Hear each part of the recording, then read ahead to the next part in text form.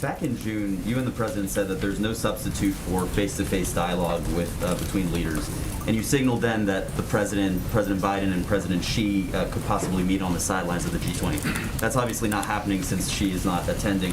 Do you see that as a missed opportunity either for the U.S. or for China? And how do you expect to make progress in the U.S.-China relationship if you can't even get these two leaders in a room together? And then secondly, the president suggested last week that one of the reasons OPEC isn't doing more to ramp up supply is because he has refused thus far to speak with the Crown Prince, Mohammed bin Salman.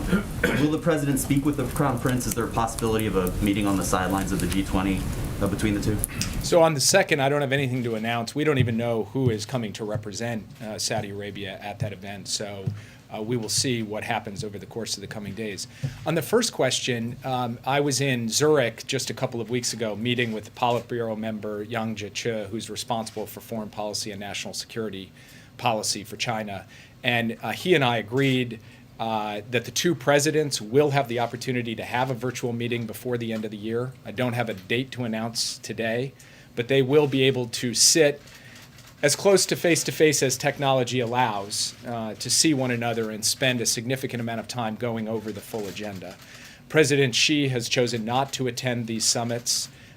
He's chosen not to leave China at all in calendar year 2021 to see any leader. That's, of course, his choice. So we are.